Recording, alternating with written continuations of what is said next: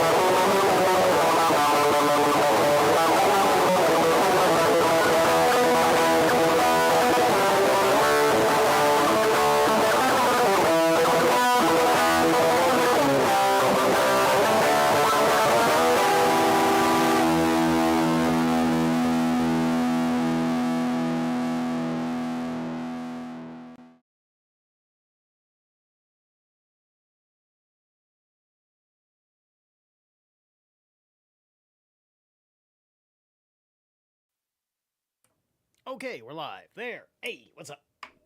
It is Zerilath. We're gonna do some more UFO files thingamajiggies. Alrighty. I picked three that were kind of like the three earliest that were Department of War releases. Okay? So that's what I went with, which we're gonna hit 1945. 47 and 48, and the 47 one is I don't believe we're looking at Roswell, right? These are just documents. We're gonna be documenting. We're gonna go into the documents. I'm not gonna do it the same way I did it before. So we're gonna look into these three and have some fun with it. I'm gonna skip over various things because I'm trying to like talk about what is being read, that kind of thing, and a lot of it's like schematically like messy because it's the old school way of filing from the 1940s, and these are like transfers of things and stuff, right? So I go here, let's hit properties, and there we go. All right, so if we're doing this right, good. Okay, here we are. That's a little bit cut off. Okay, let me size it up properly, and then we'll be on our way.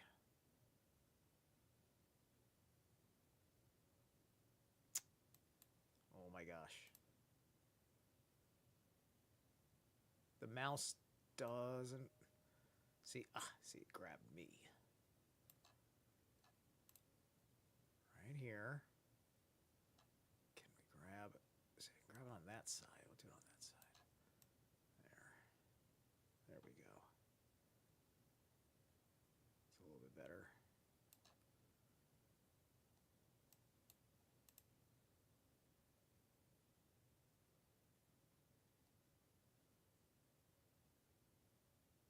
Almost. Why is it being so sensitive? Usually I can just run the mouse right over the little square.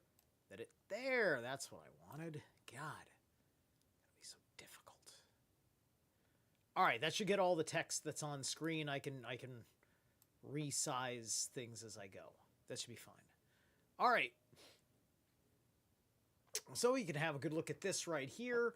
As you can see, this is the 18th of March, 1945.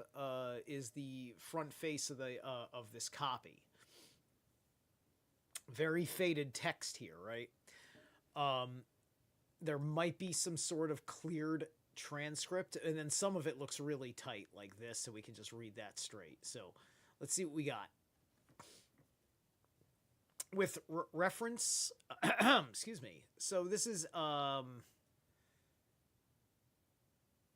it's a night phenomena. I don't know what the top code is, and it's a reference code. Subject, night phenomena. Then it's 2, 1st Tactical Air Force PROV. APO 374 U.S. Army. So it's like that's whatever office handles this stuff, right? So it's Air Staff Supreme Headquarters Allied Expedition Force. Forward, right. So this is an Allied Expeditionary Force. So this is still under... So this is, yeah, March of 1945. We're still very much like in World War II, kind of like, we're wrapping up World War II over here. Did we even drop the bomb yet? I think we're still at war in Japan, right? Because that's like June. I think June we dropped the bomb. Anyway. So it's reference to reports from the 12th Tactical Air Command through your headquarters on the subject of night phenomenon, or the Foo Fighters. Okay, so this is so they're going into the Foo Fightering kind of thing that they're calling it, right? And there's already the vernacular going around with somebody. Okay. And by the way, I forgot to mention. So our opening band, I'm using Spotify. So you know what? I'll just shoot you the Spotify. I think this link takes you to the Spotify playlist that I'm in.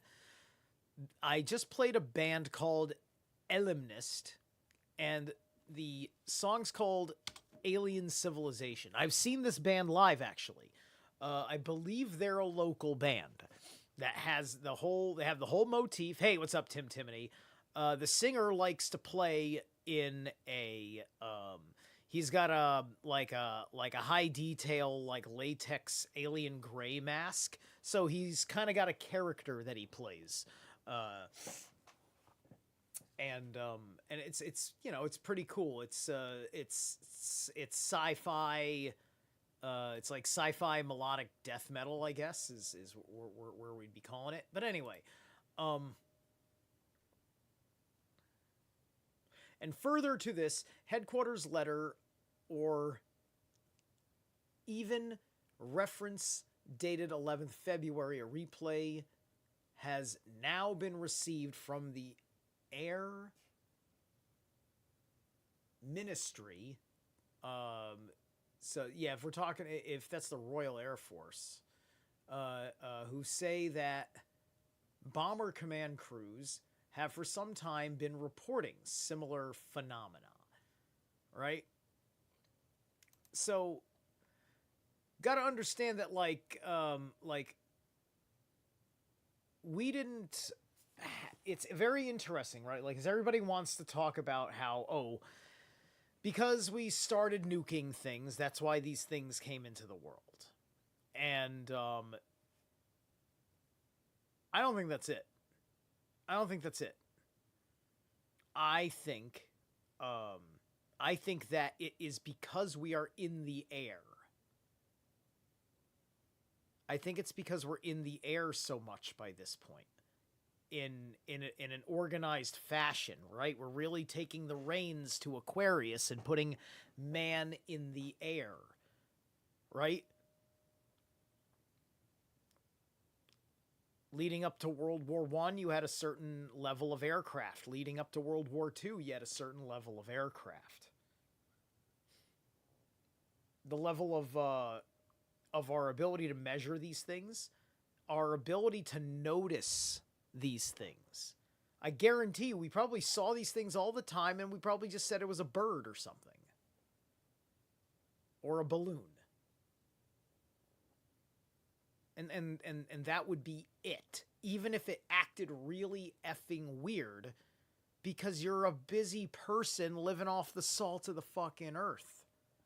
You see, we're transitioning out of being a salt of the earth people after World War II, right? Because they're trying to industrialize us in a modernized fashion, right? And we make all sorts of leeway in all manner of labor rights and things like that, and you know, people are working in far more technical fields. We're talking about going to outer space, so we're constantly looking up in these regards now, right? You were constantly looking up in World War II in particular because you didn't know when the bombers were coming, right? So you'd be on the lookout for enemy aircraft, a level of threat in warfare that no one had ever seen before, right? It was, you know, World War I all this started, right? So this is just us not paying attention. Like, we just never been fucking paying attention. They've always been here, man. I don't think a nuke ripped a hole in fucking space-time. I just think that it's such a shocking fucking thing that our minds are cracking about the whole thing, and we're busy making correlation. There's a lot of things happening that aren't necessarily... They may share a causal connection, but that causal connection that they share is going to be actually very abstract, such as what I just described, which is the whole bit of how we were transitioning to having a consciousness that is in the air, mankind in the air, as an Aquarian expression. Goes all the way back to the airship phenomenon of the 19th century. H.G. Wells, who not only wrote 20,000 Leagues Under the Sea, he also wrote a story that became a movie in the 1960s or something, about an airship captain who holds the world hostage. Right? Captain Nemo holds the seas hostage, basically. And this airship captain holds the world hostage, right? And he's part of, like, the ideals of a global technocratic alliance that, like, backs him, right? There's a little bit of the undertoning of, like, you know, some bourgeoisie kind of motherfucker who he wants world peace, and so, you know, with a great airship that no man's, like, cannon can reach, and, you know, he's just got that level of advanced technology where, as long as he can hold the secrets of having the edge on that technology, right? Iran can't have whatever the secret of nuclear weapons is. It's not really about them getting a nuclear weapon. You know, that can happen at any time through underhanded sales, right? All it takes is one spy America definitely don't know about to talk to one spy that America definitely don't know about, that the hidden hand wants to allow for things to happen. And then an exchange is made with a device small enough not to be seen by serious surveillance equipment, but at the same time, it's all it needs to be so fucking devastating that your city's gone. Right? Like the virus, it's this invisible sum of all fears. It's used to rationalize every little fucking thing. And so, that's the unfortunate thing. Does America via Trump want to give Iran freedom, or they just want Iran to suffer in poverty because we can't go the extra mile?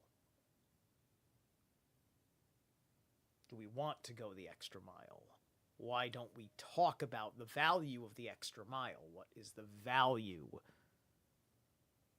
of liberating Iran? Anyway, we're still on page 1. It is regretted that no further or more definite information can be given.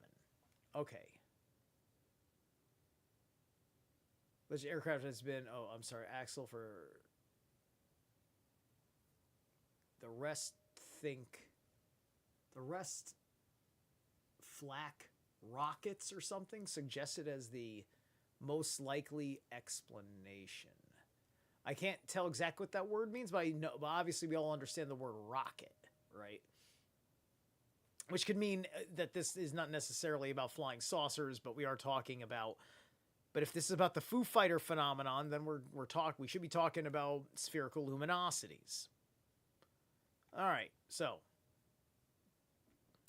the papers dealing with the above subject, which you enclosed with your memo, Shafe Air, TS 371538-2, dated 11th February, have been carefully examined and discussed with various other departments concerned.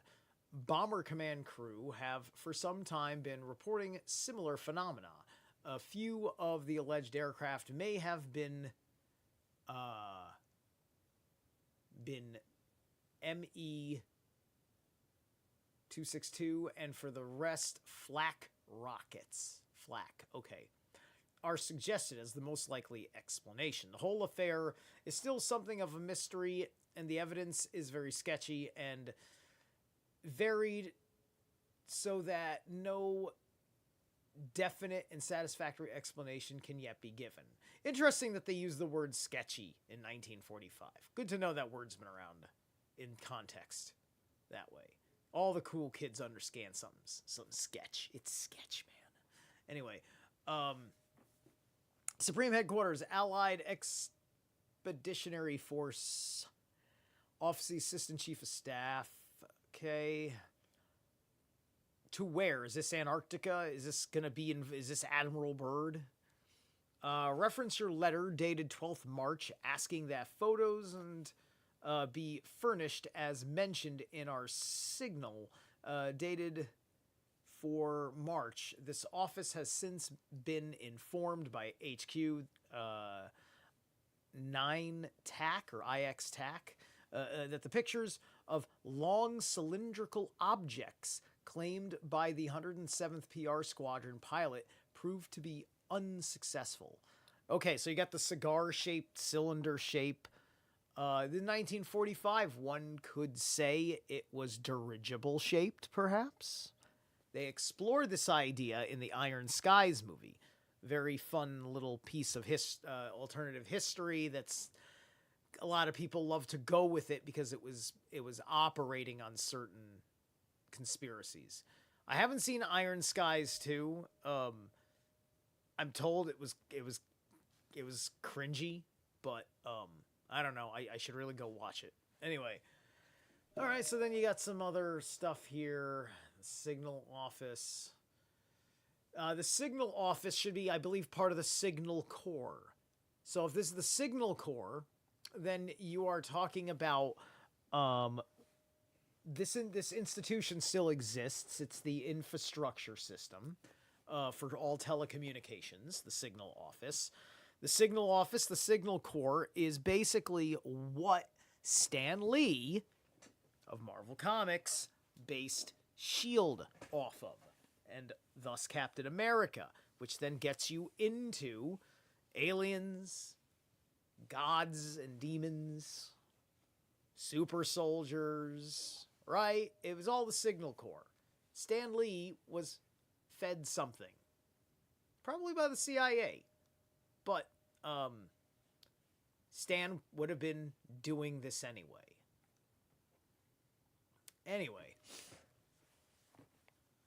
But not to as great a success if he didn't accept what was being offered to him, whether he understood it directly or not.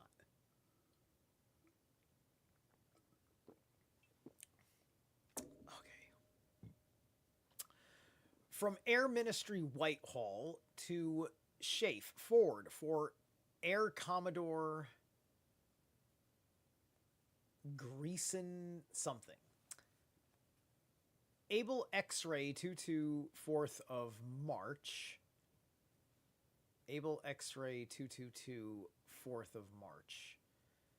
That's some sort of code word for like whatever date it was. Secret PD reference Mike Sugar William 6 dated 2nd January. Yeah, that sounds like it's all like code words like Mike Sugar William. That would be MSW would stand for something else, and then 6 dated, right? So MSW6. Anyway, 1 minute 4-5 from VCAS to Air Marshal Rob, stressing importance of recovering bulk stock of German bomb torpedoes from Triple Werk Moisham and reply Jig Mike Roger Slant 122 dated 2nd January. All right, anyway, very technical jargon here. Reference your message and vicinity long cylindrical object taken by the 67th TAC R. Okay.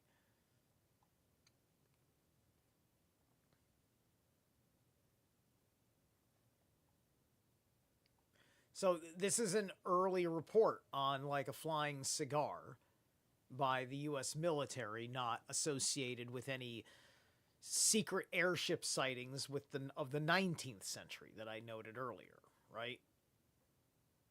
Because you got to understand, you can imagine what they saw based on their description, but if you're not appreciating that there's some reason why they couldn't just accept that it was that, because the normal rules of confirming its identity were not applying where clearly they should, and that's what makes all of this very interesting.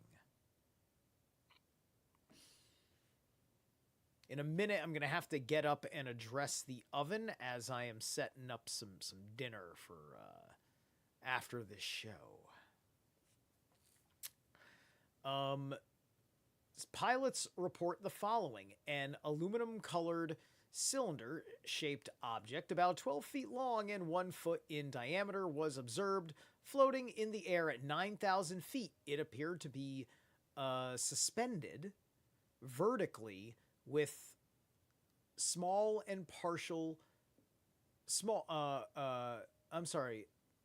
interesting. Okay, hold on. It appeared to be suspended vertically with small, fine, and small fins and a mast projecting from the lower end. The object was attacked.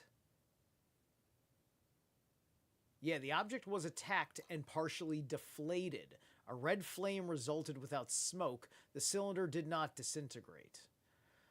Interesting. So, but what happened?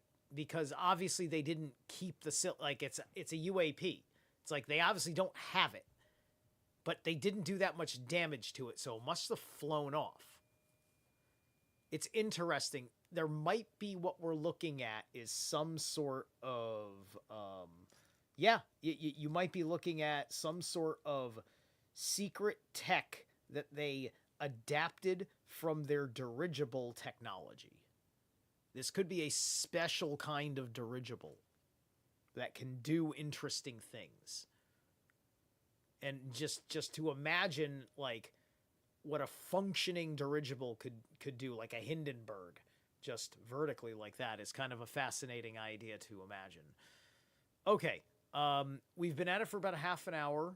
I want to go attend to this oven real quick, and then we'll get back to this article. So let me grab something from in here.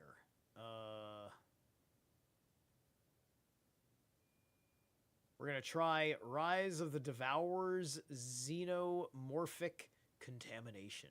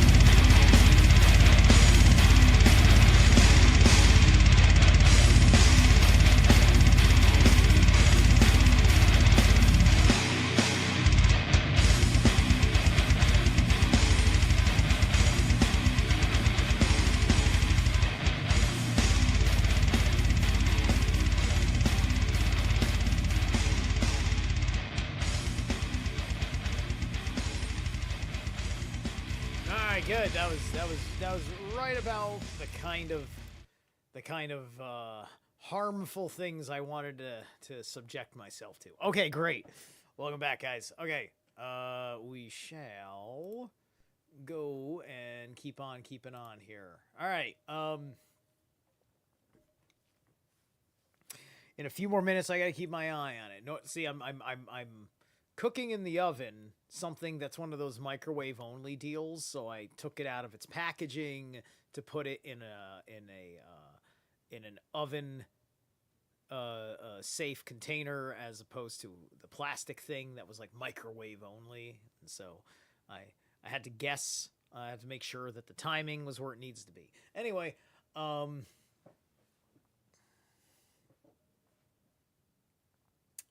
reference your Schaeff Air, dated 14th February, attached CX report, probably reference to flak bomb mentioned in ADIK report or something to that effect. Okay.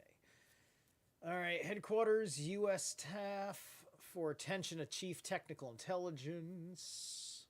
Attached are copies of papers received from the 1st Air Force. Okay, so this is just kind of giving us the forward of the report. Copies of the reports have been sent. Okay, so we all get that. It's just details of where this report goes and such. Reference to your 3rd endorsement of the subject of night phenomenon originated by the 115th Night Fighter Squadron. There is no information at this headquarters which might explain the nature and cause of the lights and other phenomenon described by the pilots of the squadron. The matter is therefore being referred to the Air Ministry in order to find out whether any further information can be obtained from that source. Hope to make arrangements for an Air Technical Intelligence Officer from U.S. staff to visit the unit concerned for the Deputy of the Supreme Commander, so on and so forth. Okay. Let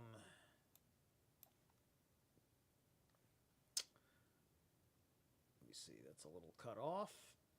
Let me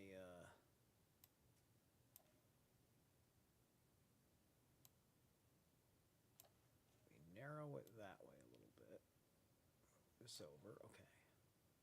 Try not to make it too small for the sake of fitting things. I'm pretty sure you can read everything you need to read here. Okay. 40 your intelligence, an explanation, a connection to this phenomenon is believed the further investigation. All right. Okay, the following is quoted from training and tactical information supplied by the 415th Night Fighter Squadron. We have encountered a phenomenon which we cannot explain. Crews have been followed by lights that blink on and off, changing colors, etc. That's like standard, like now. Like, I look up in the air and there's a plane flying overhead with lights that blink in different colors. Right? It's all traffic control lights. Anyway, the lights come very close and fly formation with our planes. Right, but here's the deal. They're just lights, and the lights are flying, right? Very close. So they know that there's not something behind the lights. They're too close. They are agitating and keeping the crews on edge when they encounter them, mainly because they cannot explain them. It is requested further information be furnished on this subject, such as similar experiences of other night units. Further information is requested. There have been no instances reported as above. Before an investigation can be made, it will be necessary to have more complete information, such as colors of the lights, their intensity, size, duration, and at what altitude seen. Also, if the lights are observed at any specific hours, do subject lights across Allied lines, and in what direction are they seen to travel? Also, has it been noted on what part of the aircraft are they carried, i.e. wing, tail, prop, and how close do they approach our craft? Right? Now, think about, like, as the quote intelligence is concerned, how many people fucking go out there in their boats and then they're followed by a school of seals or dolphins and such, right? Like, if these spherical luminosities are kind of a sky critter that we don't understand. Like the skyfish is believed to be one of these things. If you've never seen the skyfish, it's the it's this flying, like, it kind of looks like a whatchamacallit. The house centipede. The ones, the little guys, like, they're creepy, but they're actually pretty cool because they eat like little bugs and things. Anyway, those guys. Anyway, that's like a phenomenon that gets caught on camera. Some of them seem pretty small. Some of them might be like some of them might be really big, right? From the interesting stuff caught on camera by some of the same people that capture a lot of interesting invisible phenomenon in the clouds. Anyway.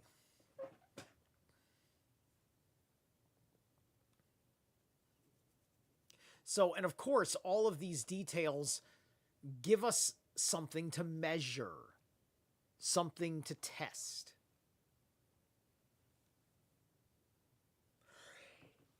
Testable and measurable information is the most critical thing you need to get anywhere with an investigation.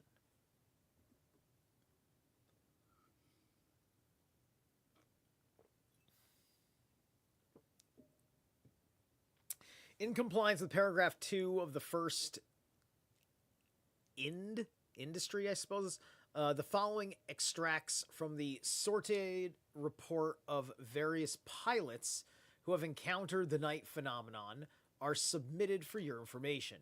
Night of 14th to 15th of December 1944.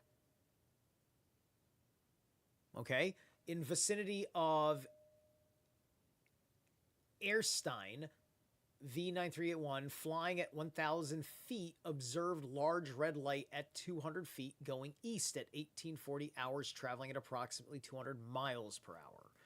Okay, so they're not just talking about this one incident. This report is basically like, there's a little bit of a bulk load to this report of different things that happened.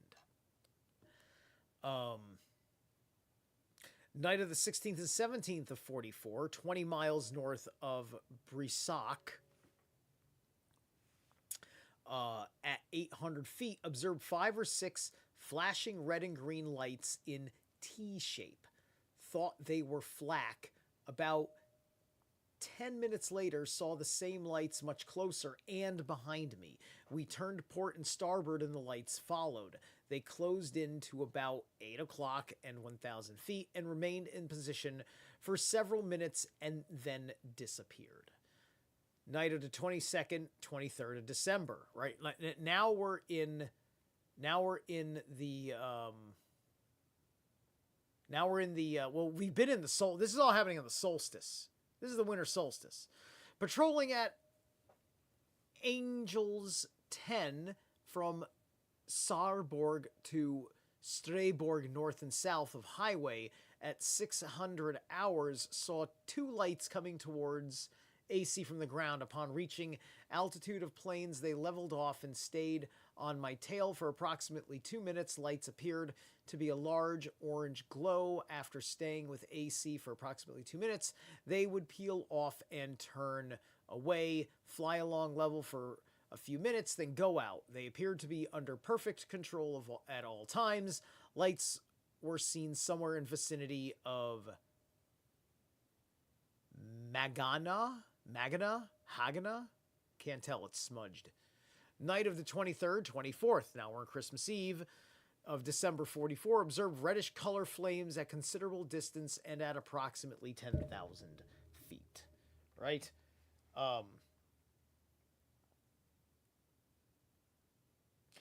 The more, you see, seeing the spacecraft in the air is very much pre-1945.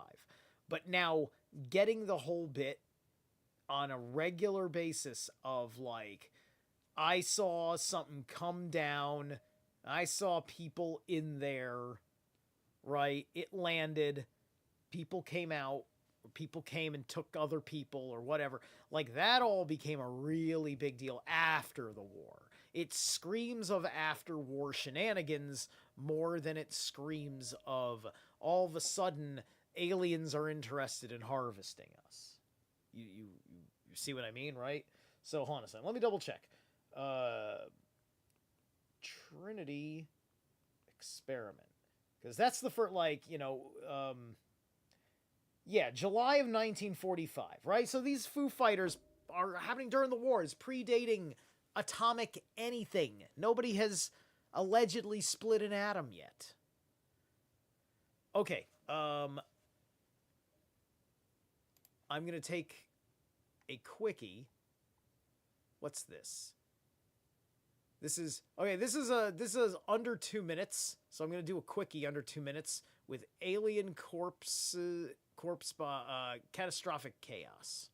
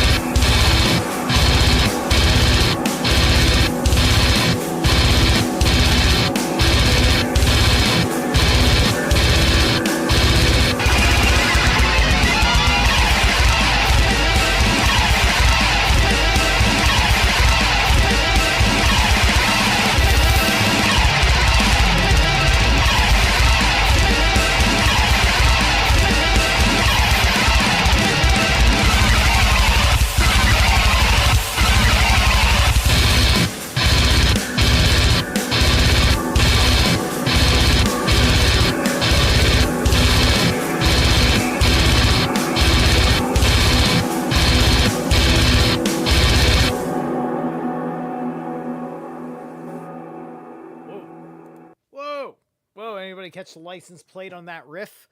Dear Dad.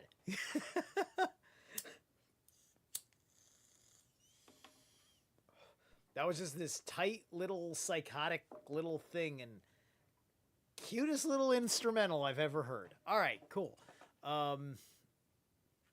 Let's see. Hopefully I did that right and I'm not going to burn my food. Okay. Let's see.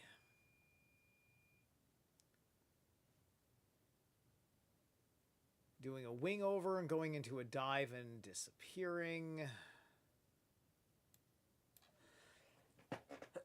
Night of the 26th and 27th at 01:45 hours saw 2 yellow streaks of flame flying at same level at approximately 3,000 feet off port side.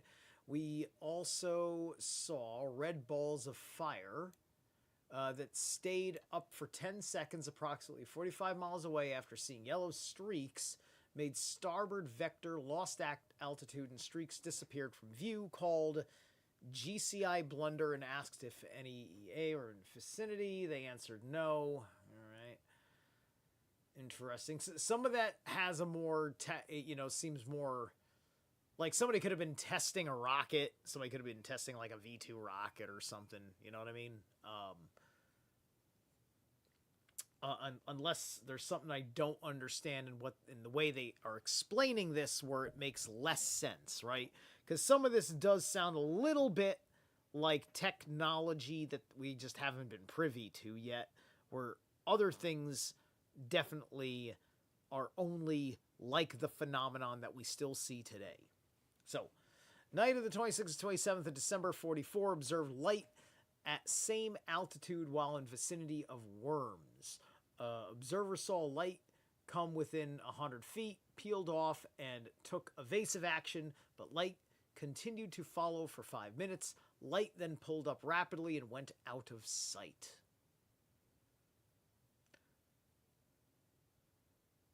In the vicinity of Worms? Is Worms like a town in wherever this is happening?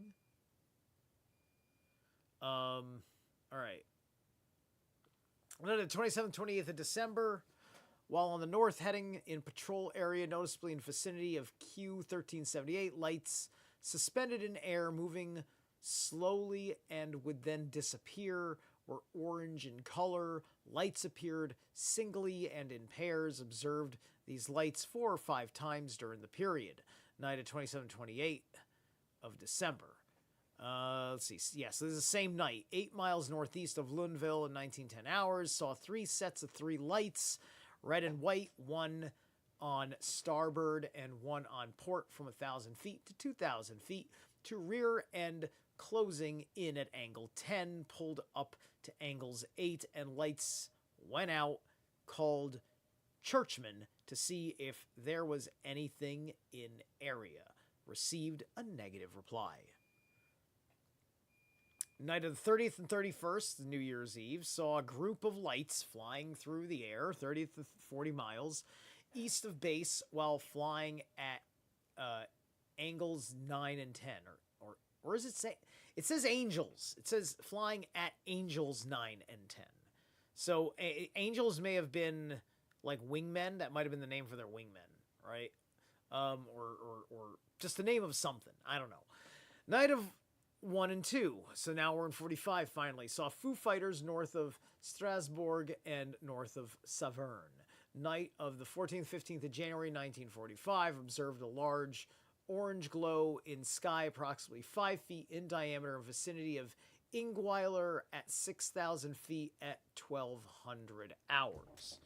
Right. Okay. So just to double check my history over here. All right.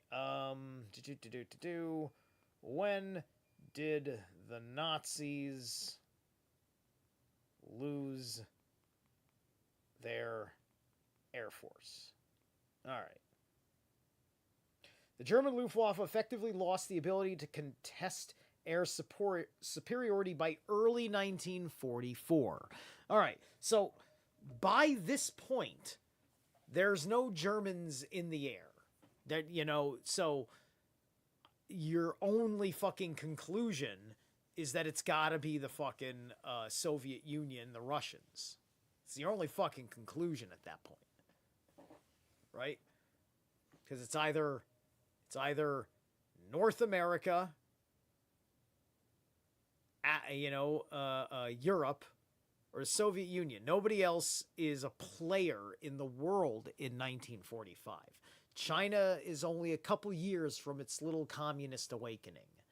India is still a factor of Great Britain, right? The whole 9 yards, right? It's a very different world here.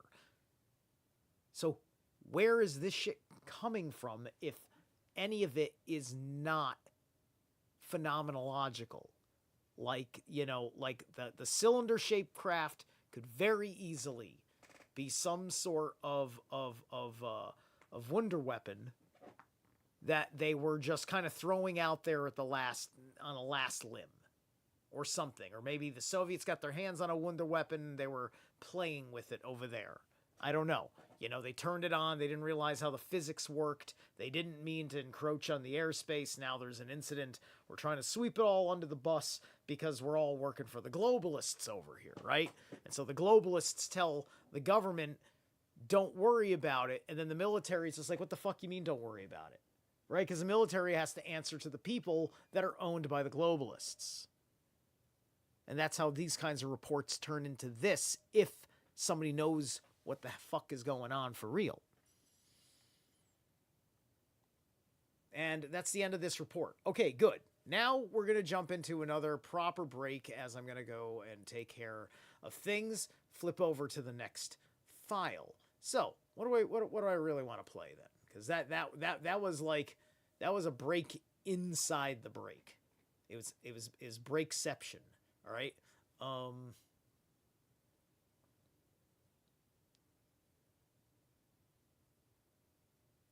let's see.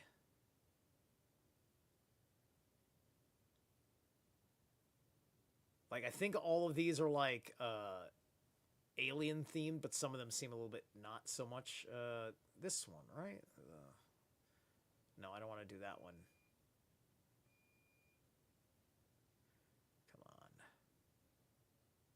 on. All right. So I'm going to do The Migrant by Shadow of Intent, because Shadow of Intent is sick. I'm going to assume that this person put it in a playlist for Alien Core because it belongs there. So enjoy some Shadow of Intent.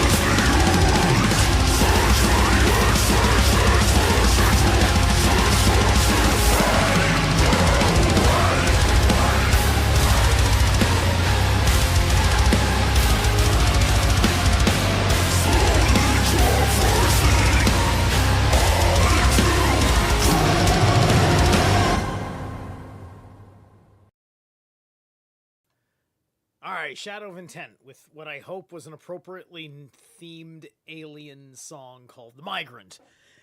Anyway, back to my appropriately alien themed live stream about disclosure. So, we're gonna jump ahead now from 44 and 45 to 47, right? So, here we are. Air Material Command. To the Chief of Staff of the United States Air Force. So this is like literally as high up as you go before you hit the President of the United States, right? So Major General L.C. Craigie. What's up, May Queen?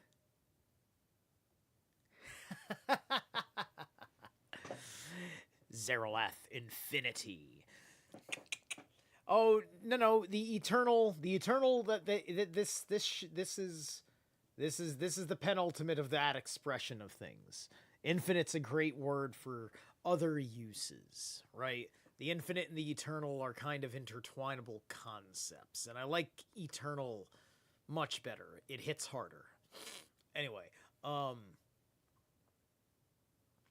confirming the recent conversation of the undersigned with Major Gen. Oh, and Lucky and Lucy Rose, how's it going? We were perfect on Grey Pill the other day. You could bring a lot.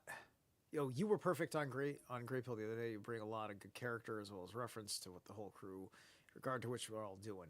Yeah. I'm glad that people need this idea that I bring to offer in this way, right? It's very, very hard precisely explaining what you need me for. You just kind of have to behold it by accident. So attached, as listed below, are copies of reports from the headquarters concerning flying discs. Comments of headquarters, Air Force on these letters have never been received by this command. Continued in recent reports from qualified observers concerning this phenomena still makes this matter one of concern to headquarters. Air Material Command, Intelligence Department of this command is continuing the collection and analysis of all available reports. And remember, everything that... It's interesting to ask how everything's being framed here. Who knows what about what in what context, right? Because as it stands with the reports that have been released this week, as has been kind of consistent with government continuity, it's the matter of, well, it's definitely not anything the U.S. government knows about. We're just as perplexed as the public, right? Well, yeah, Jules was doing some Norse Edda, and he knows me. And thankfully, Stein needed to postpone by a day the live stream, freeing up my time. And I was like, perfect, I'll jump in.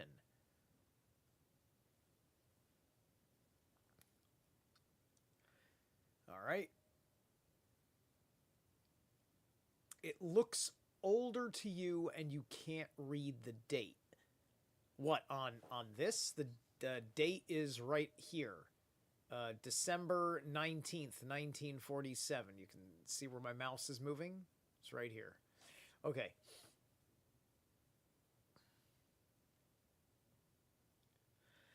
Okay, comments at headquarters for the continued reports of unqualified observers concerning this phenomenon still makes this matter one of concern to headquarters. Air Material Command, Intelligence Department of this command is continuing the collection and analysis of all available reports for the commanding general. We shall attach subject AMC opinion concerning etc. Yeah. These are kind of old and on the faded side. There was a lot of faded documents in the 1945 one I was just reading in the prior portion of the show. Okay. Analysis of flying discs reports. So here's 19... Looks like the type got smudged up. It looks okay. That's one of those fours that dips way down and it's just got like a little leg that it stands on, but that's a 4. Okay. All right, so right field, Dayton, Ohio. Reference is made to 3 enclosures memoranda from your office to this headquarters subject as above. It is Air Force policy not to ignore reports of sightings and phenomena in the atmosphere, but to recognize that part of its mission is to collect data, evaluate, and act on information of this nature. In implementing this policy, it is desired that the Air Materiel Command set up a project whose purpose is to collect, collate, evaluate, and distribute to interested government agencies and contractors all information concerning sightings and phenomena in the atmosphere which can be construed to be of concern to national security. Does that count for chemtrails, by the way? I'm just curious. Have you taken samples of those clouds to make sure they're just condensation? Are you really sure? We've been flying up there. You can't send one guy up there to test a cloud that we have identified as not a condensation cloud, and then maybe repeat that test a couple of times because it's relatively affordable for somebody who can afford to get a plane up in the air.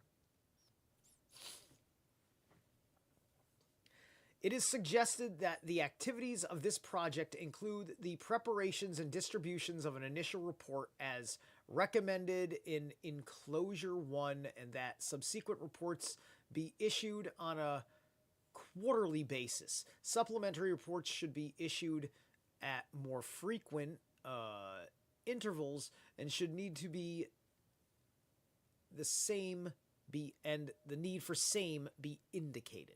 This project is assigned priority 2. Okay, so anyway, that's going over guidelines. Marks appearing in the photographs. Okay. All right. The attached photographs were forwarded to this office by a very reliable source of information obtained by Mary L. Herron, 1726 SW Bidwell Avenue, Portland 2, Oregon. She advises these photographs were taken sometime between November 5th and 16th of 1946 in the vicinity of Jefferson, Oregon, and points out the formation in the photographs as being objects she did not recall seeing herself, but she thought might possibly be flying discs. All right, so the lady reported pictures that she found that she didn't see what was photographed. She only saw what was on the photograph, right? She wasn't present at the photography taking. The objects referred to appear in the sky area of each accompanying photograph. The uniformity of the markings would tend to indicate that the camera or film used to take these pictures was possibly defective. No incidents of flying discs have been reported from the vicinity on or about the inclusive dates named above. Mrs. Herron has requested the return of the negatives. If the desires, this office will obtain the negatives and forward them at your request.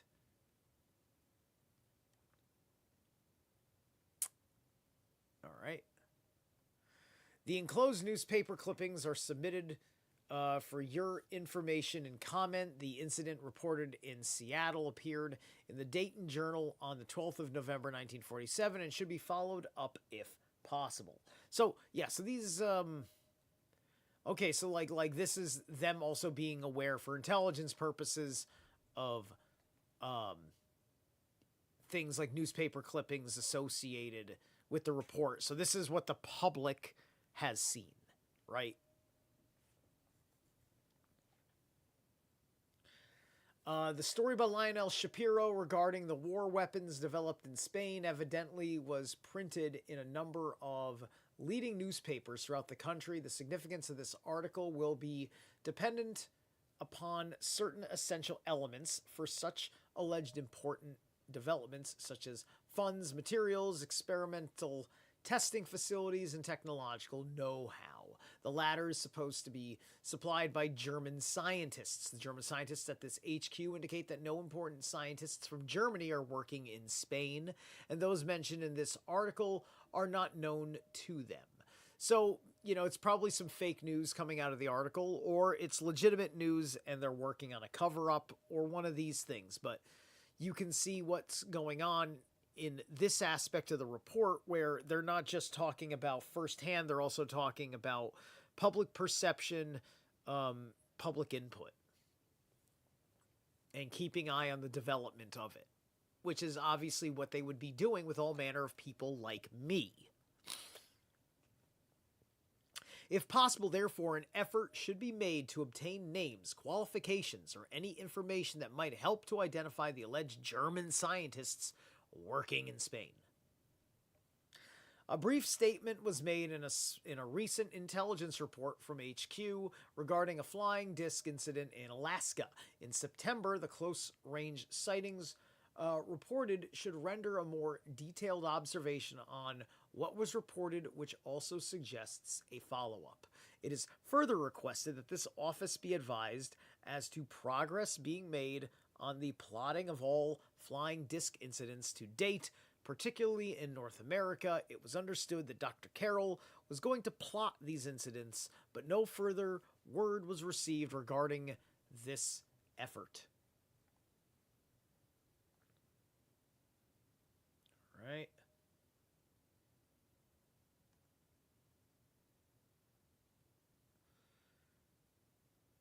All right, as requested by ACAS, there is a presented below the considered opinion of this command concerning the so-called flying saucers, or discs, excuse me. This opinion is based on interrogation reports and so on and so forth. It is the opinion that the phenomenon reported is something real and not visionary or fictitious. There are objects probably approximating the shape of a disc of each appreciable size as to appear to be as large as man-made aircraft. There is a possibility that some of the incidents may be caused by natural phenomenon such as meteors. The reported operating characteristics such as extreme rates of climb, maneuverability, particularly in roll, and action which must be considered evasive when sighted or contacted by friendly aircraft and radar, lend belief to the possibility that some of the objects are controlled either manually, automatically, or remotely, meaning intelligently driven. Okay? So the apparent common description of the objects is as follows: metallic or light reflecting surfaces. Basic LTR, AFF, Washington, D.C., all that stuff. Absent of trail, except in few instances when the object apparently was operating under high performance conditions. So, high performance conditions, the object would have some sort of a trailing effect. Would that be a condensation trail, because we're talking about physical disks?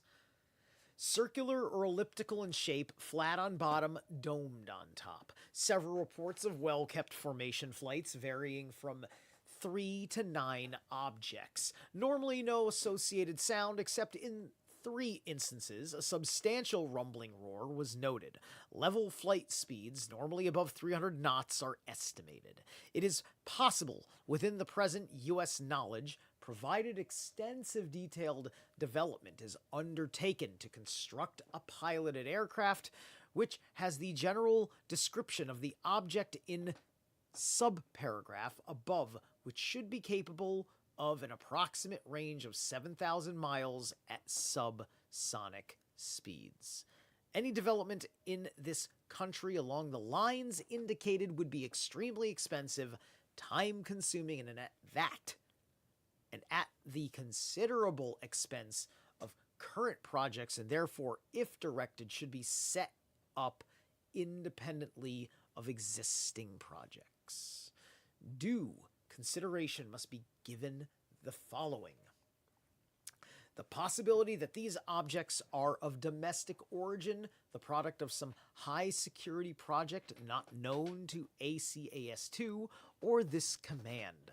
The lack of physical evidence in the shape of crash recovered exhibits, which would undeniably prove the existence of these objects. The possibility that some foreign nation has a form of propulsion, possibly nuclear, which is outside of our domestic knowledge. It is recommended that Headquarters Army Air Force issue a directive assigning a priority security classification and code name for a detailed study of this matter to include the preparation of complete sets of all available and pertinent data, which will then be made available to the Army, Navy, and Atomic Energy Commission, which probably becomes the DOE at some point, I suppose, JRDB and the Air Force Scientific Advisory Group, NACA, and the RAND and NEPA projects for comments and recommendations, with a preliminary report to be forwarded within 15 days of receipt of the data and detailed reports thereafter every 30 days as the investigation develops. A complete interchange of data should be effected. All the while, the public isn't being allowed to at least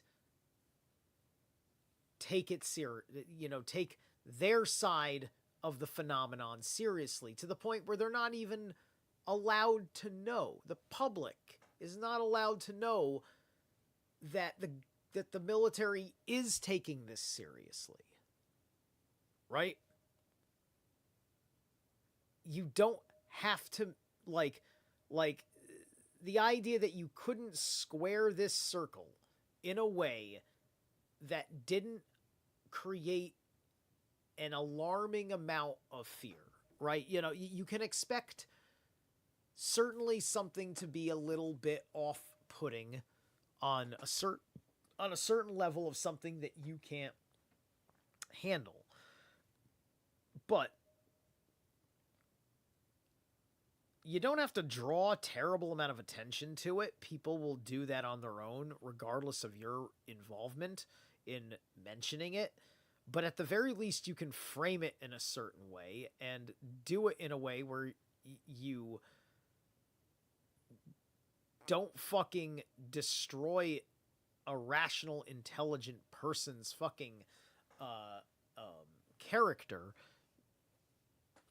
because they want to talk about the strange thing they can't explain, right? A great deal of the testimony of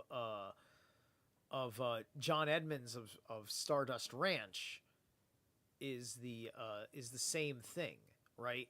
And unfortunately, because he was so misfortunate to have such a wild story, nobody will believe it.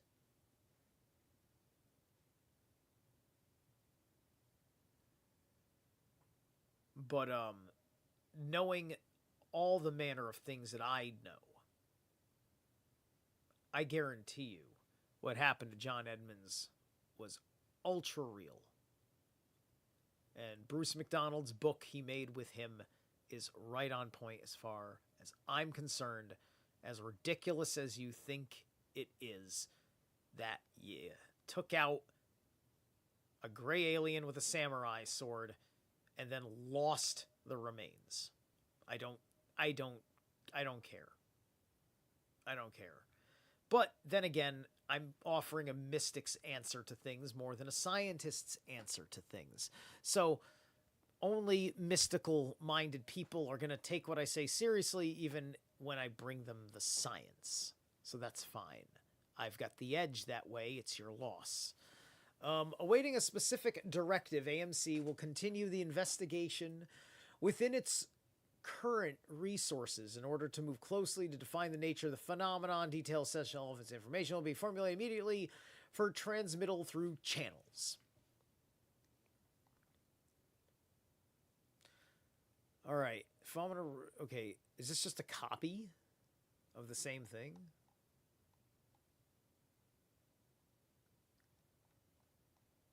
What is this?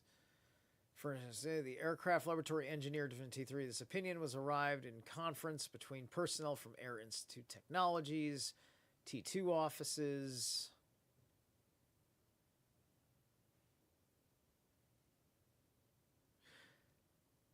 yeah, like there's a whole history of the ups and downs of this stuff. Like, you know, like we're like Blue Book hasn't even started yet, right? This stuff probably goes into Blue Book because um Blue Book was like a joint like Air Force and uh private uh scientific research. You know, everybody understands that story from oh gosh, the scientist who was on the private side for the research, right? And you know, there was a fun History Channel show getting into the science fictiony possibilities of it, speculative, right? You know, once in a while, I thought History Channel could at least do something fun. Anyway, the phenomenon report is something real and not visionary or fictitious.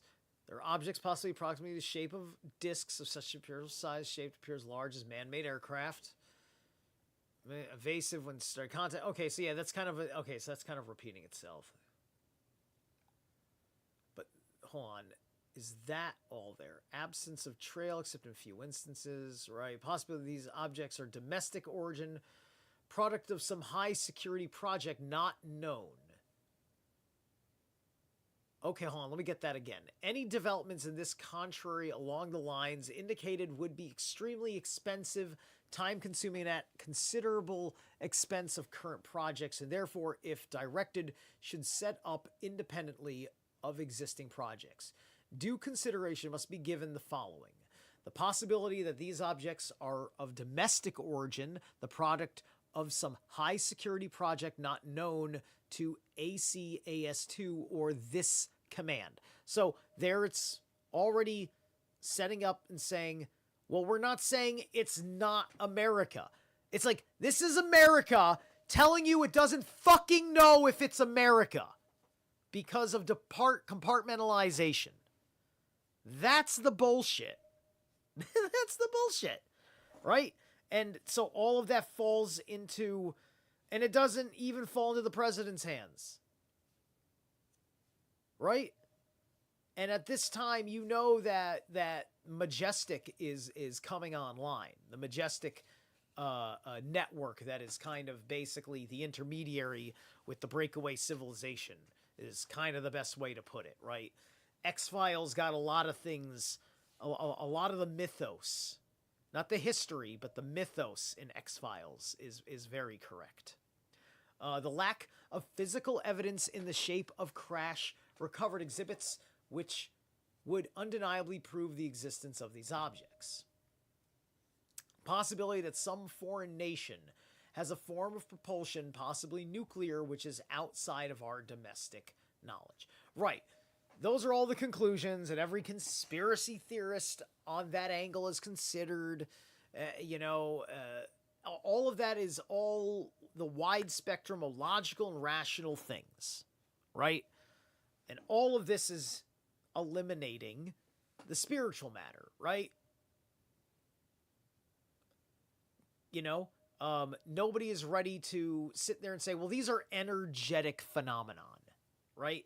Because if you start saying it's an energetic phenomenon,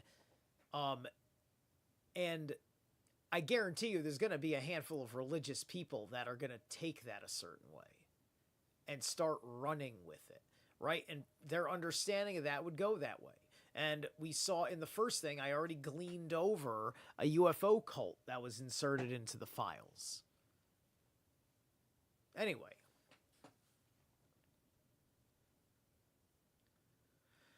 Air Force issues a directive assigning a priority security classification and code name for a detailed study of this matter to include the preparations of complete sets of all available and pertinent data. Right, okay, so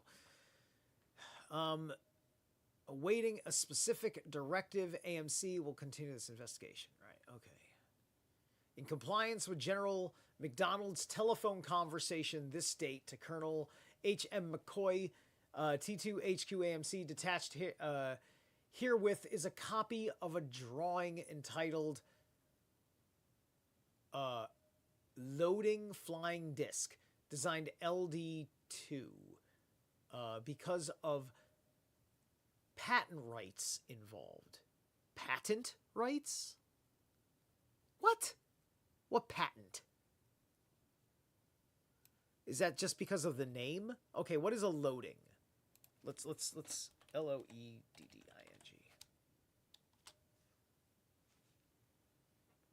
American aeronautical engineer. He was a pioneer in development of solid fuel rockets. Okay. Okay, so basically this scientist had a patent for solid fuel fucking rockets, and they think the flying disc might use solid fuel rocketry, I guess. Anyway, it is requested that the record be kept of all persons reviewing this drawing by witnessing with signatures and dates directly on the drawing. This drawing should be returned to this office when it has served its purpose so that it can be turned over to the patent office for official record. Enclosed herewith is also a report prepared for the Royal Aircraft Establishment Technical Note Aero 1703, which describes the Horton Thales aircraft. The following references are invited, which is considered significant in relating the Horton brothers' perspective, thinking, and accomplishing towards the alleged flying saucer case.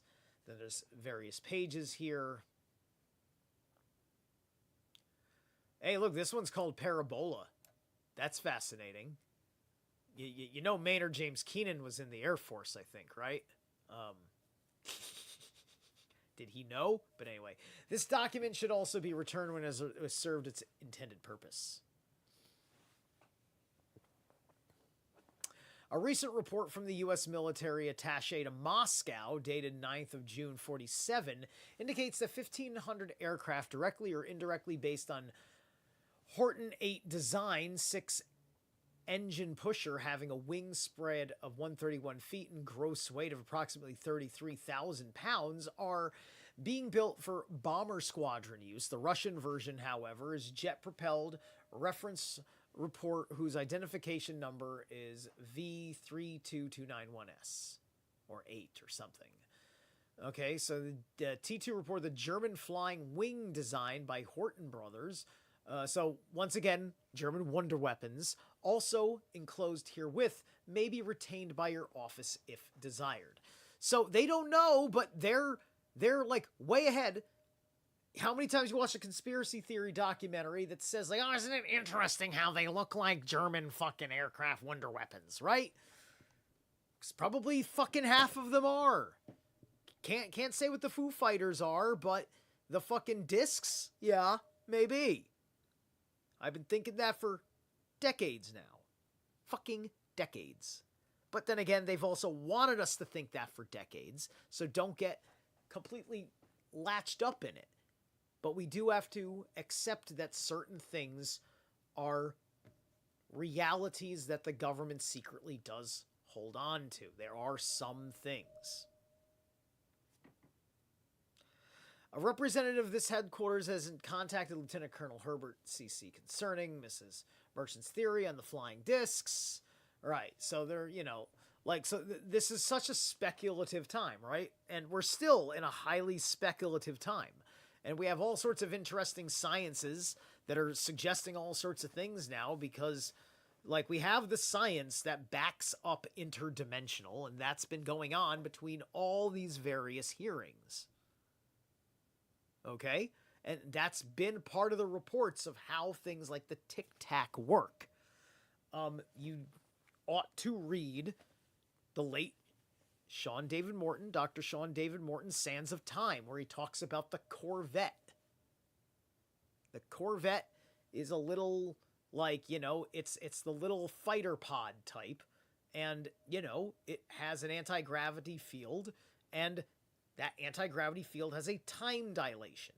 If you're fucking with time, it means you're fucking with space. Now you're teleporting, and you're folding space, meaning you're passing through a dimension to get to places. All right. Okay. We're going to take a break here, and then we're going to read towards the end of this document and start moseying on into the last document. What do I want to play for you guys? Let's see.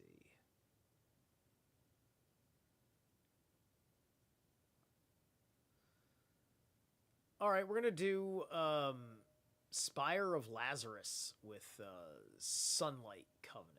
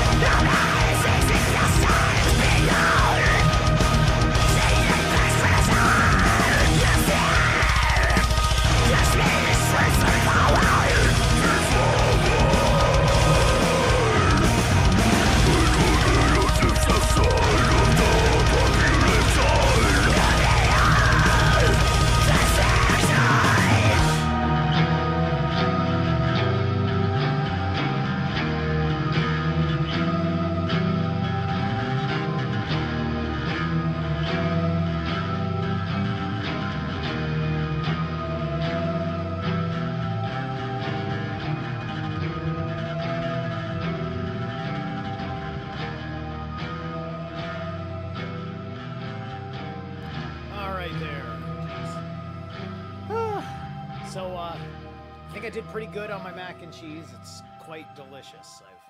I've eaten like almost half of it in this break. Okay, we're good. We're back.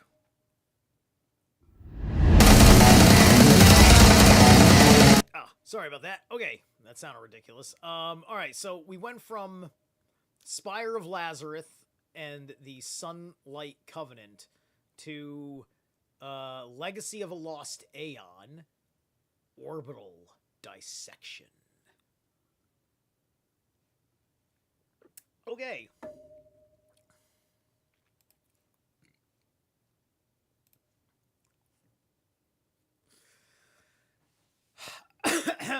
General Brenthal, during a recent visit at Las Vegas, was contacted by a Mrs. Madeline Gwynn Merchant, Santa Fe, New Mexico, who described what may be termed a novel theory concerning flying discs.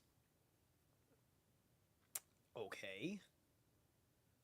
Why would you listen to this person and then make a full government report about it? What's up with her? According to her theory, flying discs are being fired from a locality in central Mexico from a laboratory which is being operated by the Russians.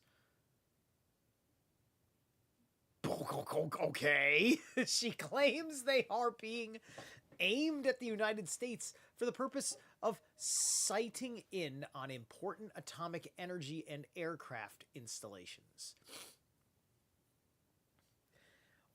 Is she just trying to coax the United States into invading Mexico?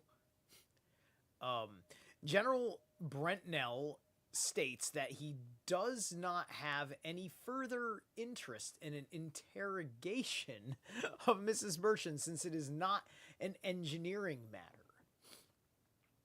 However, he recommends that if HQ Air Material Command, like, can you explain how she fucking, like, why you'd listen to her? Why did you listen to her? Why is that not a waste of your fucking time? Did she just fucking smoke a crack pipe and call your fucking office and you said yes? What's the story, man? A sponsor to interrogation of this nature, that Colonel Howard Bunker should be contacted to determine the name and address of the colonel at Las Vegas who has knowledge of this case. In view of General Brentnall's suggestion, no direct contact will be made with Mrs. Merchant. Okay, sure. Like, so you're just letting us know you took in the insane ramblings of a random lady from New Mexico? Like, what is this? It is requested, therefore, that the name and address of the above-mentioned colonel be made available to this office as soon as possible so that further action as deemed advisable can be taken. That's your tax dollars at work right there. That's top research, men. Top. Thanks, Mrs. Merchant, for the no thank. Why did you listen to, like, what was that? What connection could she have possibly given you that you felt it was worth the Department of War's time to do this? Anyway, Commanding General Air Material Command, the officer to in par, this is Lieutenant Colonel Herbert C.G. This is fairly faded, so it's not just you. Who was formerly commanding officer at Los Alamos rather than Las Vegas, as stated. Lieutenant Colonel C is now stationed in the Office Chief of Engineers, Civil Works Division, Washington, D.C. There is no replacement for Lieutenant Colonel G, or whatever his name is, at Los Angeles, and no information is available to indicate that any individual in this vicinity has more information concerning Mrs. Merchant's theory than Brigadier General Brantnell of AMC, who personally conducted an interview with her. Howard G. Bunker.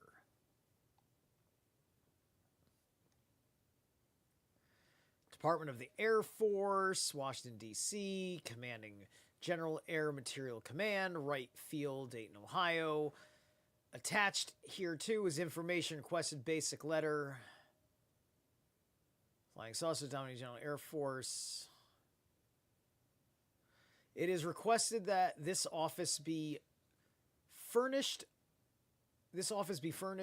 all available information concerning an alleged flying saucer flight sighting made by radar station in Japan.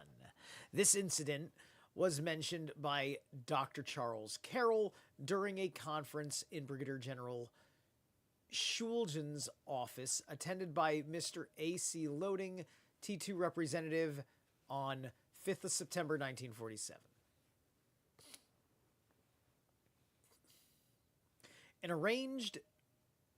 As arranged verbally with Mr. Loading, so this would be the guy with the aeronautics, enclosed is the complete file maintained by this office, reported sightings of flying discs. This file is forwarded to that photo state may be made in order to provide your command with a duplicate set of these sightings.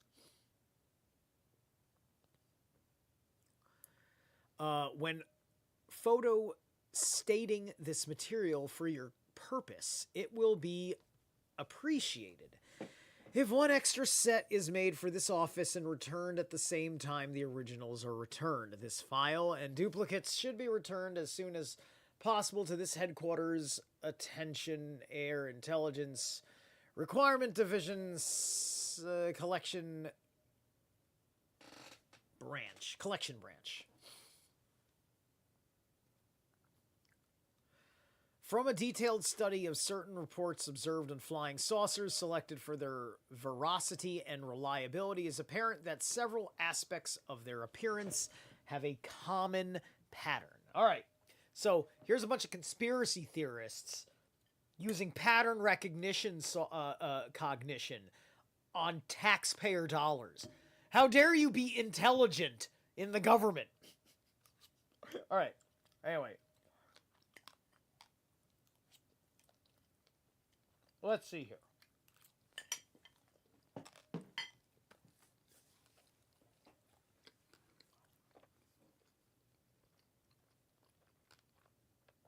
Before pursuing its investigations of these objects any further, this office requests assurance that no research project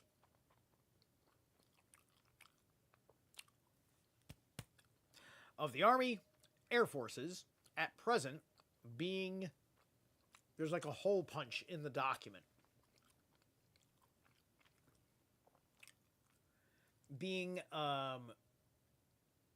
something flown. The word may pop up over here.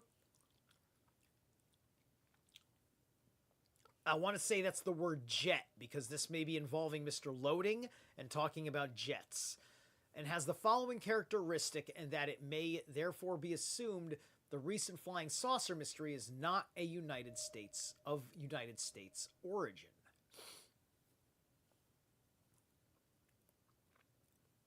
Surface is metallic indicating a metallic skin, at least. At least. I mean, they really don't know anything, right? When a trail is observed, it is lightly colored blue-brown haze, similar to a rocket engine's exhaust. Contrary to a rocket of the solid type, one observation indicates that the fuel may be throttled, which would indicate a liquid rocket engine. Okay. As to shape, all observations state that the object is circular, or at least elliptical, flat on the bottom and slightly domed on top. Size estimates place it somewhere near the size of a C-54 or Constellation as they would appear while flying at 10,000 feet. Some reports describe two tabs located at the rear and symmetrical about the axis of flight motion. Flights have been reported containing from 3 to 9 objects flying good formation on each other with speeds always above, 300 knots. The discs oscillate laterally while flying along, which could be snaking. So, all of that, I believe, falls under the descriptions of what the Nazis were capable of and what Admiral Byrd encountered in Antarctica. Chief Intelligence Group requests FBI investigation of certain witnesses to flying discs. See? Okay. Request for FBI information on background of certain witnesses to flying discs. You had the weird chick talking about the Russians in Mexico. You have the UFO cult thing in here. So, like, some of these FBI documents outside of this document, in all of this, some of these that were FBI releases are basically part of all these recommendations.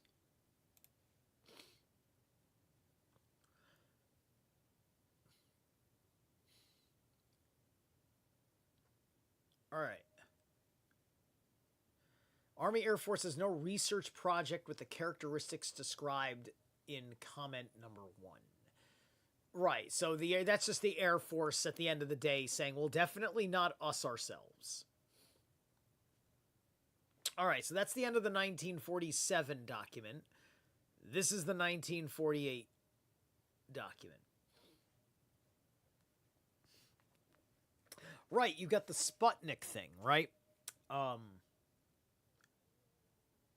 The press during their time, just like they did with the New Jersey drone sightings, give it enough time so they have enough documentation of something mundane and explainable that is happening at the same time and place, roughly speaking.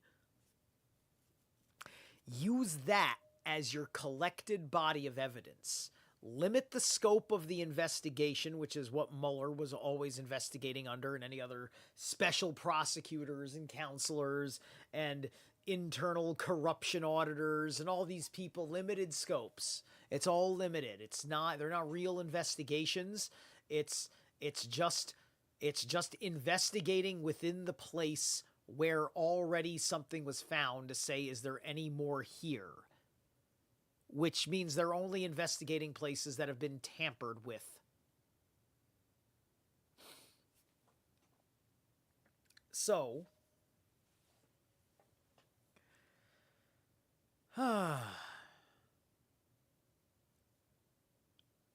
here we are in 1948.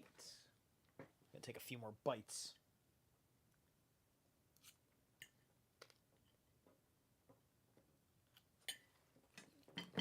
All right.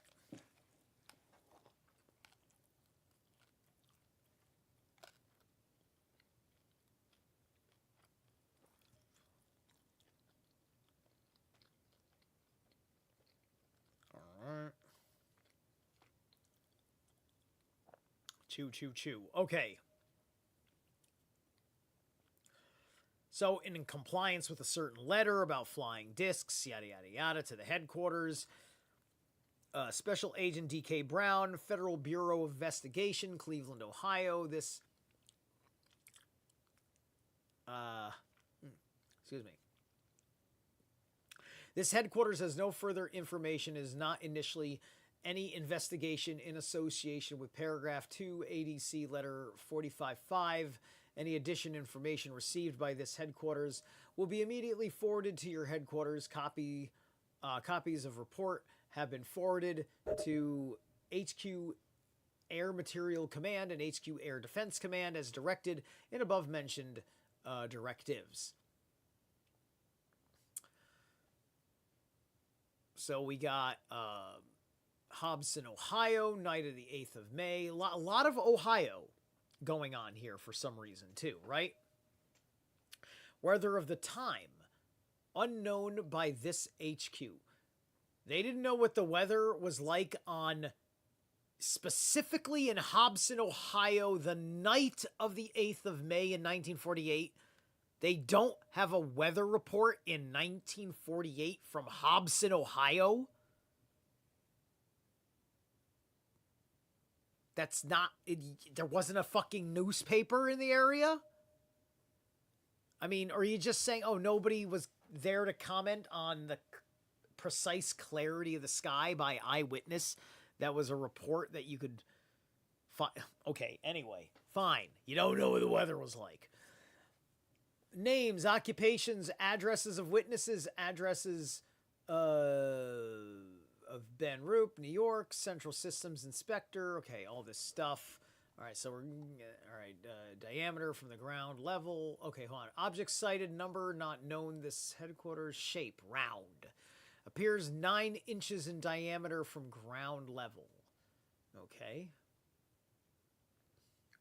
Report of flying saucer. Color, phosphorescent. Spread, speed, great amount of speed. Heading, 90 degrees. Maneuverability, not known. Altitude, 6 to 8 miles. Sound, unknown. That makes sense. These things typically make not a goddamn fucking peep. And I'm sure stealth helicopters are really fucking quiet as all fuck. I'm pretty sure they make some sort of a noise. Air pressure is being moved in some way, shape, or form. Exhaust trail or not, phosphorescent trail in the sky. So it's phosphorescent, leaving a phosphorescent trail. That could be from the time distortion, where you're seeing the trail of itself behind it. That's an idea, right? Or maybe it's a plasmatic light that has a semi-physicality to it, so therefore it would trail behind because it maybe has a discharge of light that is not part of the unit itself going through space-time. Well, like it said, like Hoberon, Ohio or something. Or Hobson. Hobson, Ohio. Right here. Like Hobson? Sure. Where's my, Did I take my phone upstairs? I guess I did. All right, let me look it up on the computer. Yeah, Hobson. Hobson, Ohio. Not that this matters.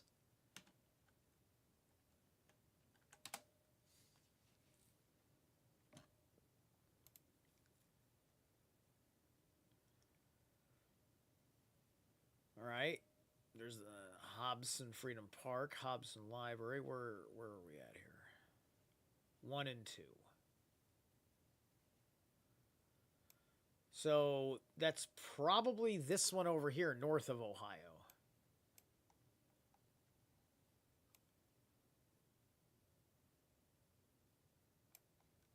Why does it say Delaware? But no, this is... Okay, it just has a Delaware. All right, then there's over here by Dayton. There's this Hobson Freedom Park.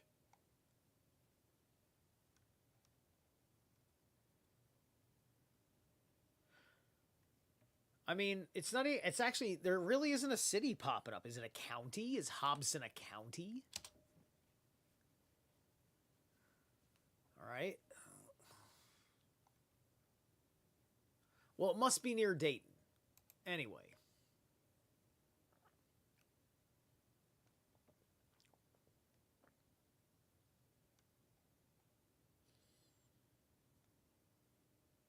General Wright-Patterson, German flying wings designed by the Horton brothers has been retained by this office. Right.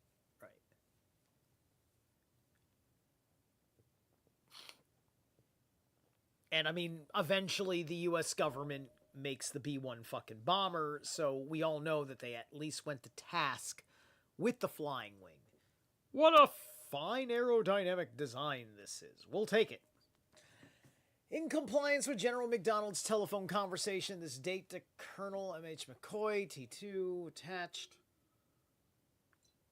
Herewith is a copy of a drawing entitled loading flying disc designated LD2 because of patent rights involved. It is requested. Okay, so we understand that this drawing should be returned to this office when it has arrived. I wonder if the drawings in the documents included herewith is also a report prepared by the Royal Air Force Establishment. Technical note, Aero 1703.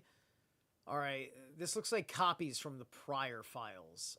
Report from the U.S. military attached, Moscow, June 9th, indicates 1,800 aircraft directly based in Horton 8. Yeah, okay, so kind of read all that. Commanding General, Air Material Command.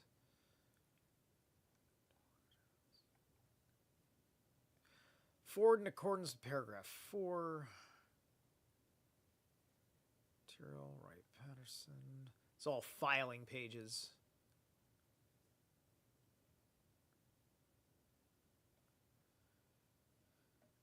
Report of information on flying discs. The attached information is forwarded in compliance with the USAF letter.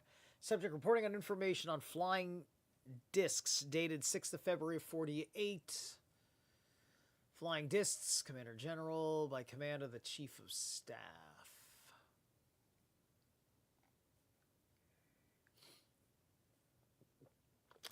It is Air Force policy not to ignore reports of sightings and phenomena in the atmosphere, but to recognize that part of its mission is to collect and collate. Okay, so this looks like another thing just like the last file. The implementing this policy, the Air Material Command has been designated by the Air Force Agency to collect, collate, right? All the Air Force installations within the outside zone of Interior and Alaska have been instructed to report all sightings of information concerning sightings which come to their attention direct to the commanding General, Air Material Command. All right. It is requested that all departments of the Army installations, also infrared, instruments, contact with them if necessary. It is possible to report air material. Okay. All right. That's all repeating itself. Copies. Director of Intelligence. Requested the Air Material to transmit to the Director of Intelligence an information copy of each communication received from or sent to command subordinates to the Department of the Army in connection with so-called flying disc reports.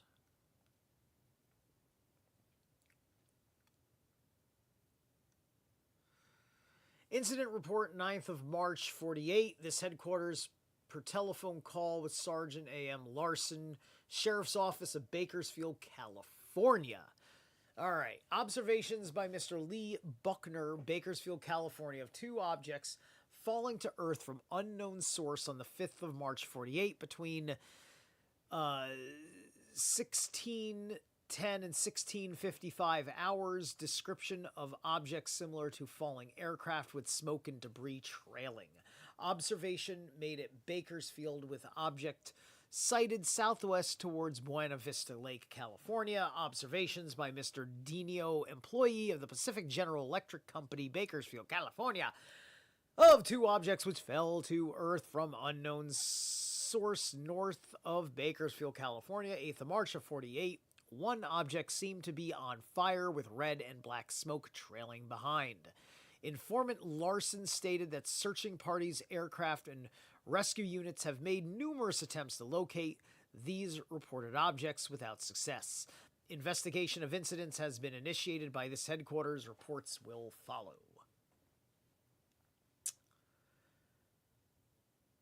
All right. Reference is made to Colonel McCoy's informal proposal that certain fighter aircraft be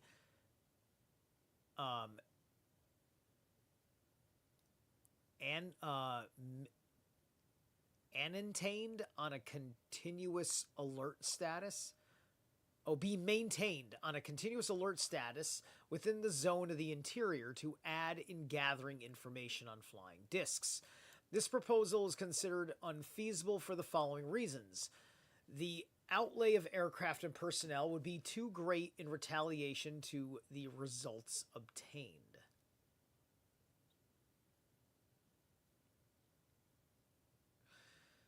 In other words, it's just not worth our effort just to get like like tiny bits and pieces. Like literally, this is the list. Like this is a reason to keep this document private, because this is what everybody talks about. The freak out that this is something beyond our capability. This is admission. This is on the record, confirmable admission that this is fucking beyond us. Whatever the fuck this phenomenon is. It is doubtful if fighter aircraft would be able to follow up reports emanating, for the most part, from civilian sources.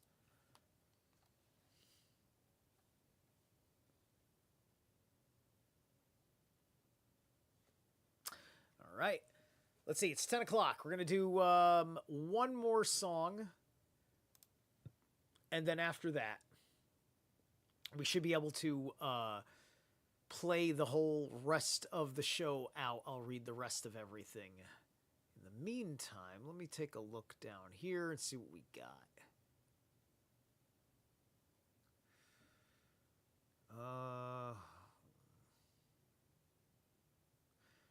Let's do The Weakest Among Us by Wormhole. This is a short song. I may go into another one.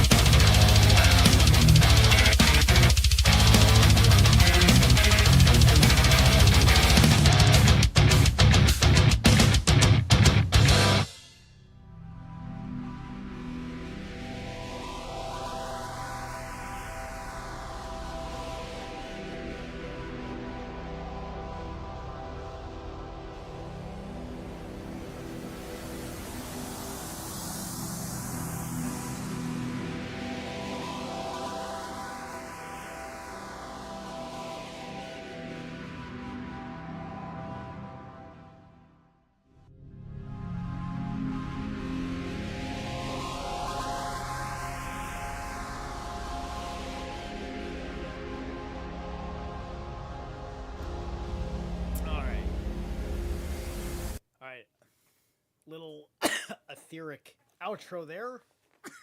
Deus Deus. Woo, excuse me. Yes, I took a hit, as you can imagine. Anyway, yes, Deus Deus by the Zenith Passage. Zenith Passage, they're a pretty well known band. They're out there. All right. Let's keep it going. Director of Intelligence. By letter from this headquarters, dated 30th of December 47, was subject as above, the Commanding General Air Material Command is instructed to set up a project whose purpose is to collect, collate, evaluate, and distribute.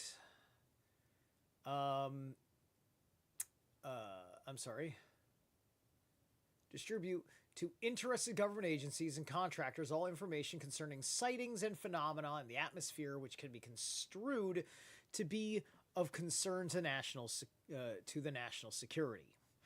The Commanding General Air Material Command feels that the responsibility assigned to him for collecting and developing information and intelligence on the flying discs should become complemented by a requirement that all Air Force installations in the United States and Alaska provide a minimum of one each fighter or night interceptor type aircraft with necessary crews on a continuous alert basis. Therefore, aircraft should be equipped with gun cameras and such armaments as deemed advisable in order to secure photographs necessary to the obtainment of all possible data on any reported, cited unusual phenomenon of the flying disc type in the atmosphere. It is envisaged that each Air Force installation maintaining aircraft on an alert basis for this purpose would investigate all unusual flying objects reported from any source in any area over which it has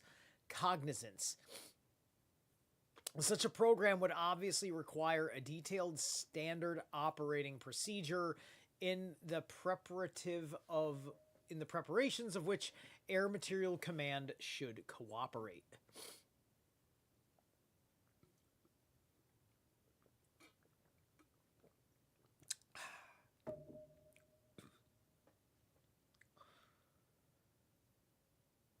The proposal of Air Material Command for stationing fighter aircraft at all bases on a continuous alert status is not considered feasible for the following reasons. All right, yeah. So we're hearing all this again. So there's so much repeat material, right? Kind of like the Epstein files, where you got several files that are just copies of the same file because things got forwarded left and right, and were part of the collection, right?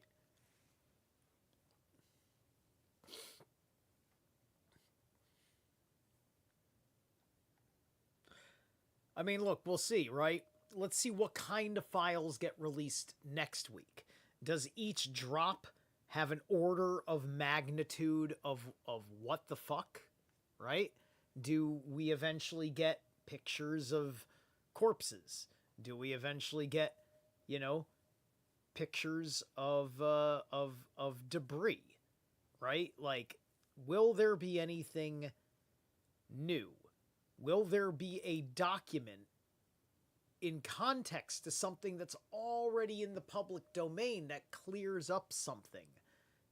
And we find out that something happened to be real, or that something happened to be fake. I don't know. There's many an incident of note is, like, for instance, when I was on Grey Pilled on Gods of the Morning Wood, I talked about My Labs. Is My Labs going to pop up? My Labs, I don't think, becomes a factor until the 1970s, I think. I don't remember when My Labs started, and there's so much secrecy around My Labs in the first place. Let me double check. When did government... Can't remember if it's one eye or two, but we're just going to go with one eye. My Labs start. My lab abduction at Henderson. That's 2013.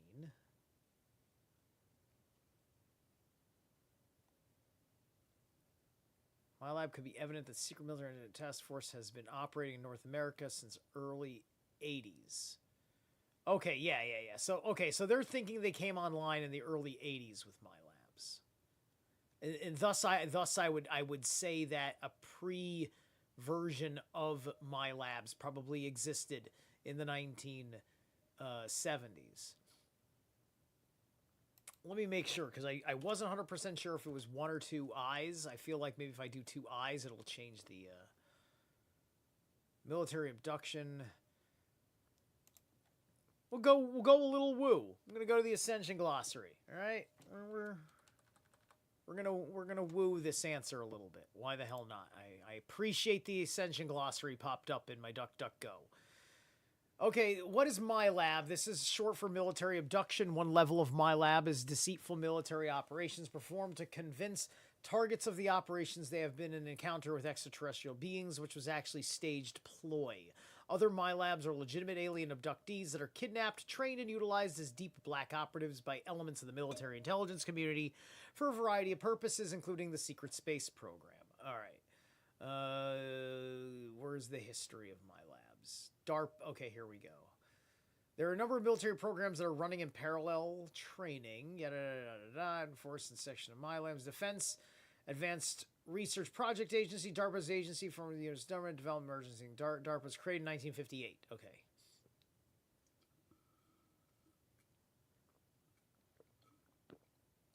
All right, well, so yeah, so you got DARPA in 1958. But it's going to be all sorts of MK Ultra style research, which is how my labs is pulling a lot of their shit off. Because my labs isn't getting into I don't think they're getting into these experimental craft, right? If they had the experimental craft, they wouldn't have to go through so much effort. They would just have to basically like give them a mild hallucination and wear a very convincing mask.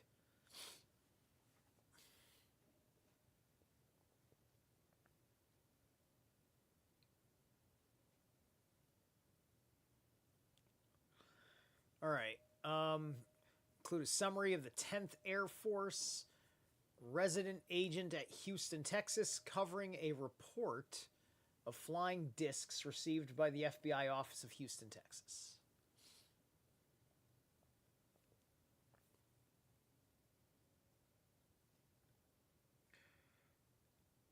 So this is attached report. Military air attaché from Canada closes the incident report by Johnson and Harrison.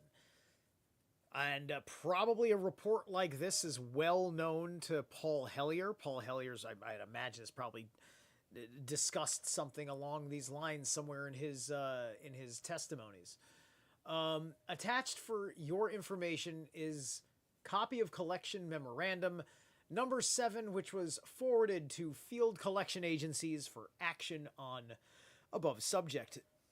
This directorate has been advised that contact has been made with the Horton brothers, and the assistant chief of staff of the European Command has accordingly been advised by Telecon to use this memorandum as the basis for interrogation. The results of this interrogation will be forwarded to your headquarters as soon as received by command of the Chief of Staff.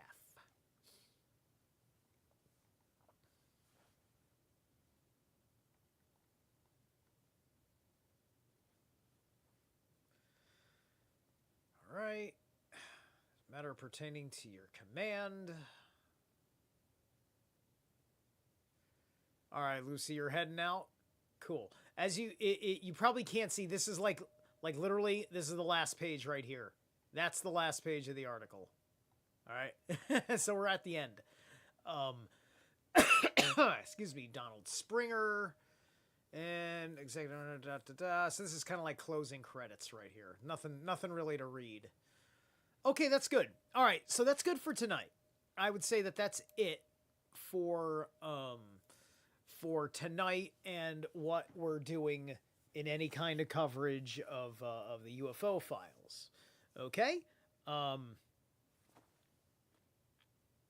will see you guys soon, figure out what I want to do. I'm going to be fairly busy tomorrow, and then Tuesday night I'll be doing the Patreon with Gray Pilled for Branded 2012.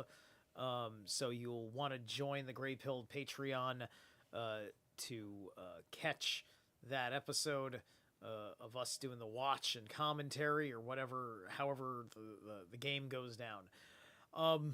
And yeah, other than that, I'll be pretty busy Monday. So don't expect much more than maybe a drive stream out of me Monday, maybe. I've got some plans. I'm meeting up with some peoples, and I've got some work getting done on the vehicle. All right. Peace out.